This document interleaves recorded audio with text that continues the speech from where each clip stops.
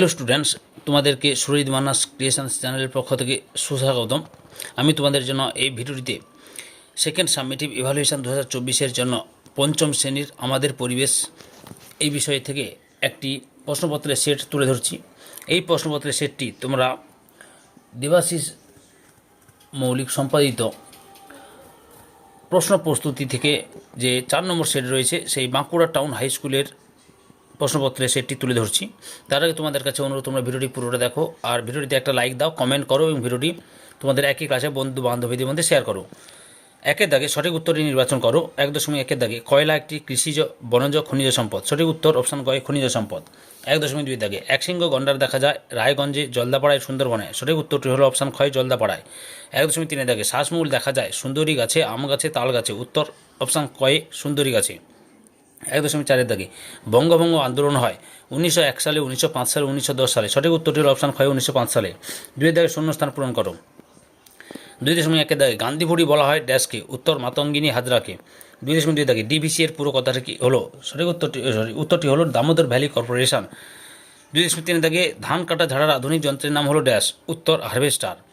3 দাগে বাম স্তম্ভের সঙ্গে ডান স্তম্ভ মিল করো। বাম স্তম্ভে রয়েছে বাঁশের কেল্লা, লুপ্তপ্রায় মাছ, গঙ্গার উৎপত্তি, শিক্ষক দিবস, স্বাধীন ভারতের প্রথম প্রধানমন্ত্রী।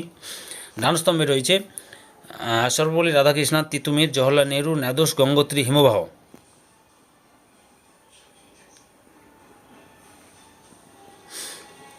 3.1 দাগে বাঁশের কেল্লা, অপশান ক্ষয়ে তিতুমির হবে।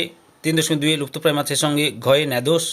3.3 দাগে গঙ্গার উৎপত্তির সঙ্গে গঙ্গোত্রী, হিমবাহ। আর পরের দুটো প্রশ্নের উত্তর বলে দিচ্ছি। 3.4 দাগে রয়েছে শিক্ষক দিবস। শিক্ষক দিবস পালন করা হয় অপশান কয়ে সর্বপল্লী রাধাকৃষ্ণন। আর 3.5 দাগে স্বাধীন ভারতের প্রথম প্রধানমন্ত্রী গ দাগে জওহরলাল নেহরু। এরপরে 4 দাগে সংক্ষেপে উত্তর দাও। 4.1 দাগে নিত্যবহ নদী কাকে বলে? উত্তর যে সমস্ত নদী বরফ গলা জলে পুষ্ট, সারা বছর নদীতে জল থাকে এবং নৌ পরিবহনযোগ্য, সেই সমস্ত নদীকে বলা হয় নিত্যবহ নদী। উদাহরণ গঙ্গা, জলঙ্গি ইত্যাদি। তারপরে 4.2 দাগে ধাপ চাষ কাকে বলে? উত্তর পাহাড়ের ঢালু জমিতে সিঁড়ির মতো ধাপে ধাপে জমি কেটে চাষ করাকে ধাপ চাষ বলে। ধাপ চাষে একদিকে যেমন ভূমি ক্ষয় হয়, অন্যদিকে চাষের জন্য বেশি জায়গাও পাওয়া যায়।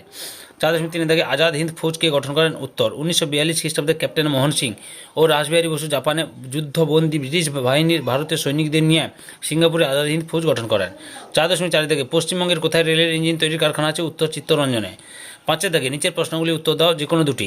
5.1 দাগে সবুজ বিপ্লব বলতে কী বোঝো? উত্তর 1960-এর দশকে ভারতীয় কৃষিতে যে ব্যাপক উৎপাদন বৃদ্ধি ও আমূল পরিবর্তন ঘটে তা সবুজ বিপ্লব বলে। কারণ উচ্চ ফলনশীল বীজের ব্যবহার বৃদ্ধি, রাসায়নিক সার ও কীটনাশকের ব্যাপক ব্যবহার, ডিপ টিউবওয়েল ও বসিয়ে জলসেচের ব্যবস্থা, কৃষিজ যন্ত্রপাতির ব্যবহার বৃদ্ধি প্রভৃতির কারণে ভারতীয় কৃষিতে উৎপাদন বৃদ্ধি পেতে থাকে। প্রভাব গমের উৎপাদন সবচেয়ে বেশি বৃদ্ধি পায়। ধান, ডাল, তৈলবীজ প্রভৃতি প্রচুর পরিমাণে উৎপাদিত হয়। খাদ্যের আকাল কেটে যায়, কৃষকদের আয় বৃদ্ধি পায়। 5.2 থেকে পর্বতের মাথায় বরফ জমে কেন? উত্তর পুকুর, নদী, হ্রদ, সমুদ্র প্রভৃতি জলাশয়ের জল সূর্যের তাপে বাষ্প হয়ে প্রতিনিয়ত উপরে উঠে যাচ্ছে। উপরে ঠান্ডা বাতাসের সংস্পর্শে এসে এই বাষ্প জলকণে পরিণত হয়, আর পর্বতের মাথায় ঠান্ডা আরও বেশি বলে সেখানে তুষারপাত হয়, এই তুষার জমে বরফে হয়ে যায়। 5.3 থেকে রাসায়নিক সার ব্যবহার দুটি কুফল লেখো। উত্তর 1 নম্বরে বেশি রাসায়নিক সার দিলে জমির উর্বরতা কমে যায়, ফলে ফলন কমে যায়। 2 নম্বরে বেশি রাসায়নিক কীটনাশক প্রয়োগ করলে জমির বন্ধুর পোকারাও মরে যাবে, ফলে মৌমাছি, প্রজাপতি, রেশম, ফড়িং প্রভৃতি অভাবে পরাগ সংযোগ ব্যাহত হবে। তোমাদের সবাইকে পুরো ভিডিওটি দেখার জন্য অসংখ্য ধন্যবাদ।